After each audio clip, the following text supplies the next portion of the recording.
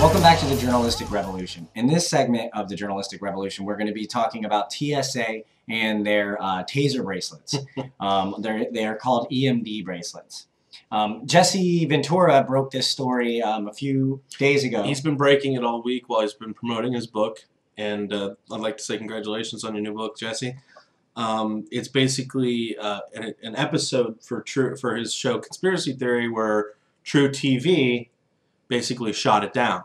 Well, I guess there was some higher-ups complaining about it, and in the TSA, and True TV kowtowed down to them, and they decided to just get rid of the show altogether. So we figured, let's report on it. Yeah, because we don't have to kowtow to anybody. Yeah, no, you guys are our stockholders. So, so at first, when we first started looking into this, we couldn't really find much on it. It was a little surprising. We found a couple articles from 2008, and it was disappointing to say the least. For a minute there, I thought, oh, great, this is just another one of those conspiracy theories with not much founding in it.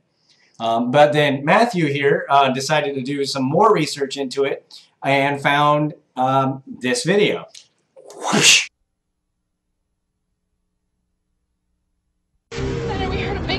Both the traveling public and the airport security community were shocked by the ease of which the 9/11 terrorist hijackers were able to pass through the numerous high-tech security checkpoints in airports in both Boston and Washington in order to carry out their horrific plans.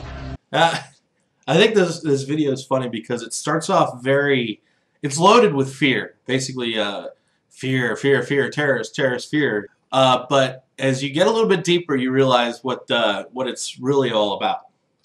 Yeah, now, first, I'm going to start with the check-in process that they give us for this, okay? Here's the check-in video. Whoosh. It starts here, when passengers are issued their tickets. At that time, they can also be fitted with a special electronic ID bracelet that they will wear until they disembark the flight at their destination. In that clip, you see that they're going to give you a bracelet. Now, seems harmless. Yeah, it seems harmless. I mean, kind of like how you get them at clubs or when you're at a sporting event or, you know, a concert. That kind of stuff. For a minute there, I was like, oh, okay, this is kind of nifty. But then as you keep watching, they start selling it to you like this. Whoosh. These electronic coded bracelets will make traveling much more convenient for the public. It will replace the need to carry a ticket by containing all pertinent passenger information. In addition, the bracelet could permit tracking of the passenger through the terminal, including carry-on luggage. Checked luggage can be coded to match the bracelet to ensure no tampering or diversions. You see, their selling points are it's more convenient, which I can buy. I can buy that. All right. It replaces a need for a ticket, which is kind of cool, especially, you know, since we're a technologically advanced society. It can track your luggage, which is always nice if you lose your luggage, which everybody can have some kind of, it's a pain in the butt. Yeah, it happens. But here's where it starts to get, like, Orwellian. It contains all of the passenger's info. Now, it doesn't really go into detail about how much info, but I would assume it would be your social security number, your identification, your current address, your passport, and of course if you're on any no-fly lists. And if any of us know from the past, you see news reports all the time where thieves and crooks basically create technology to steal your information. They can steal your information off your credit card sitting in your wallet. They can steal just from the RFID chip that's sitting in there. They can steal information from your phone just by being close to you. So it makes you wonder how many thieves will be hanging out at the airports in the coming... Yeah, which will just give them more of an excuse for ramping up of security. But anyway, and then, finally, the EMD. My personal favorite. Whoosh. By further equipping each bracelet with EMD technology, the bracelets will allow crew members using radio frequency transmitters to quickly and effectively subdue hijackers. And what it is it's basically a device in the bracelet that would shock you with the same force as a police-issued taser, incapacitating you for minutes. Video? Sure. Whoosh. The electromuscular disruption signal overrides the attacker's central nervous system and will render even the most elite and aggressive terrorist completely immobile for several minutes. This will allow the crew to subdue and handcuff that individual. Now, I laugh when I watch this video because it's very, very telling when they show them hitting the button and you see the waves just kind of spreading out amongst this little tiny airplane. Now, and that's kind of scientifically accurate because they go on to say that they're going to be using radio frequency transmitters to be able to activate these things, which we all know goes out in a 360-degree pattern, or if it's focused, it goes out in a spread it pattern like a shotgun. Say under normal circumstances where the terrorist is up in the aisle and he's threatening everybody, you hit that button. It's just supposed to hit the terrorist, right? No, not with radio frequency. Radio frequency doesn't just spread this way, it spreads this way. So what happens to all those passengers that happen to be in the line of fire of those radio frequencies? Or if a single mother with her child is sitting next to the terrorist. And that has to go, yeah, what if are the children supposed to be wearing these bracelets as well? I mean, it really leaves it open for a lot of discussion and a lot of unanswered questions. Which would make sense on why Jesse Ventura was saying that the TSA didn't want people discussing it. Because we're going to be asking questions like that. Does my infant need to wear a bracelet? Who gets to decide when someone is deemed a threat? What are the parameters? Who's the decision maker? Is it the stewardess? Is it the pilots? Is there a marshal on the plane? And the same question happens in airports. At what point are you deemed a threat? Yeah.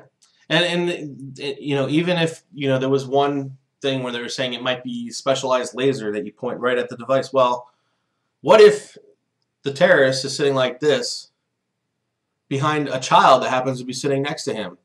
Or what if the trained, I say trained, stewardess or flight attendant, whatever they like to be called, happens to be panicking at the time? I mean, yeah, they can go through all sorts of training and it might work out in the end of the training, but real life situations and panic situations are seldom training situations. I mean, you'd be hard pressed to find someone who wouldn't flip out and do something incorrect. And accidentally hit somebody else. Which brings us to a whole lot of other questions. They said that they could use the bracelets to remind you that you're about to miss your flight or stuff like that. But just imagine this scenario. Matthew Dalton, you are missing your flight. Matthew Dalton. I'm awake. You've missed your flight. You know, like, and now I'm not saying that is going to happen, but you can't tell me with all the jokesters that we got inside the TSA now who are, you know, smuggling drugs and smuggling money. And child pornography, filling up famous actresses, even stopping politicians.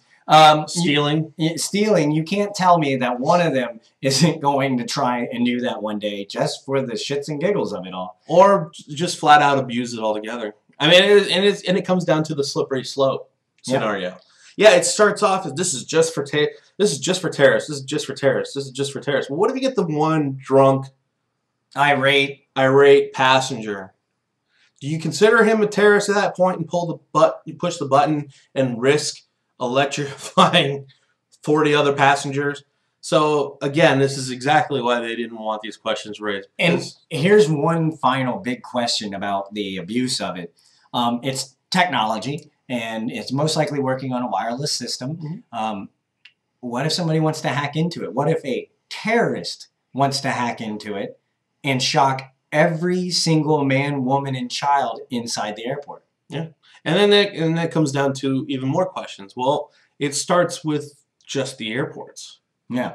Who's to say they're not going to bring it to someplace else, or you know, prisons and anywhere that they feel like, oh, are we all going to go to sporting events and now you have to wear some fancy bracelet? Could be. And finally, on the end of the video, I want you guys to see this because this is their logic behind it. All right, real quick. To a businessman on his way home to be reunited with his family, or to a young family going south for a winter holiday, wearing an EMD safety bracelet for a few hours during a flight is a small inconvenience to ensure their safe arrival. We feel if given the choice between taking a flight employing the added security of the EMD Safety Bracelet system and taking a flight without the additional security, many, if not most passengers, would happily opt for the extra security of the EMD Safety Bracelet. A small inconvenience when given the choice over safety. Sound familiar? Sounds a lot like what they told us during the Patriot Act. And the NDAA. And SOPA and PIPA. And you know, in this way, it's just a way to circumvent Congress and do it all by themselves. And folks, this is, again, the slippery slope argument. It started with the Patriot Act, small inconvenience. Well, the next one was a small inconvenience. At what point do we decide that they're all major inconveniences? So stay tuned for part 3, where we'll be talking about Romney's speech. The Romney speech. So I'm saying, peace outside, I'll see you later, alligator,